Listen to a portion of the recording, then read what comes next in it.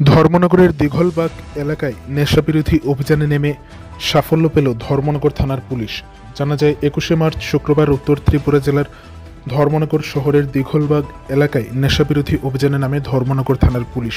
এই নেশাবিরোধী অভিযানে নেমে TR05D0476 নম্বরের একটি অল্টো গাড়িতে তল্লাশি চালিয়ে ৩টি সাবানের বাক্সে মোট ৩০ গ্রাম ব্রাউন সুগার উদ্ধার করে পুলিশ। উদ্ধারকৃত ব্রাউন সুগারের কালোবাজার মূল্য ১.৫ লক্ষ টাকা। সেই সাথে ইয়াকুবনগর এলাকার বাসিন্দা সীমান মিয়া ও চুরাইবাড়ি থানাধীন পুরবাড়ি এলাকার বাসিন্দা পারভেজ হোসেন নামের দুজনকে গ্রেপ্তার করে ধর্মনগর থানার পুলিশ। পরবর্তীতে শুক্রবার সন্ধ্যা আনুমানিক ৭টা নাগাদ একটি সাক্ষাৎকারে বিস্তারিতভাবে বলেন ধর্মনগর থানার পুলিশ অফিসার সুলেমান রিয়াং।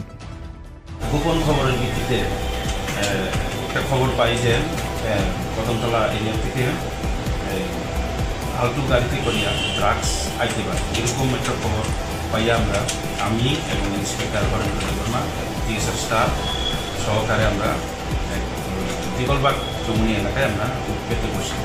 তো আমরা একটা আলটু গাড়িতে আটক করতে সক্ষম হয়। আলটু গাড়ির নাম্বার TR05D0476। এই তল্লাশি চালানোর পর 3টা সাবানের কেস, যাকে দেখে মনে হয় ড্রাগস, তো আমরা আটক করি 2 জনকে ড্রাগস সহকারে। 3 প্যাকেট ড্রাগসের ওজন 30 গ্রাম এবং আমরা এটি NDPS মামলা গ্রহণ করে মামলা অ্যাড করছি। তোমরা বলেছ আমি নিয়েছি, কয়টা নিয়েছে? 5টা। আর কি তখন তোমাদের এখানে কেউ ছিল? আমি যখন নেকে ছিল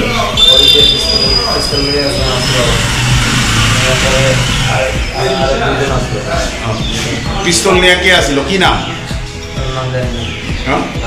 এখন মুজাহিদুল স্যার, মুজাহিদুল স্যারের সামনে আমিরে তোমার এটা নিয়ে গেছে, 5টা কোটা দিয়ে গেছে। মুজাহিদুলের সঙ্গে আর কে কে ছিল?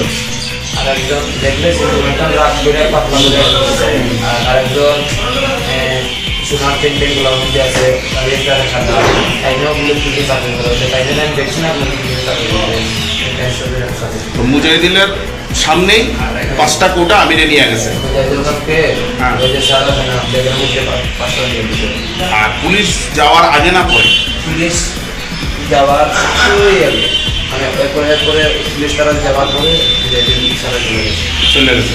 তো যখন পুলিশকে কি বলেছো যে আগে 5টা কোটা আমির নিয়ে গেছে বলেছো না? এখন বর্তমানে পুলিশের হাতে কয়টা আছে? 3টা। তোমার নাম কি? বাড়ি? হ্যাঁ, তোমার নাম? কোন জায়গায় বাড়ি? ইয়াকুবনগর। আচ্ছা, এগুলি মালগুলি কোথা থেকে নিয়ে এসেছিল? আসাম। কোথায় দেওয়ার ছিল? কাকে? আমিরকে? তোমাদের সঙ্গে কি গাড়ি ছিল? গাড়ির নাম্বার কত?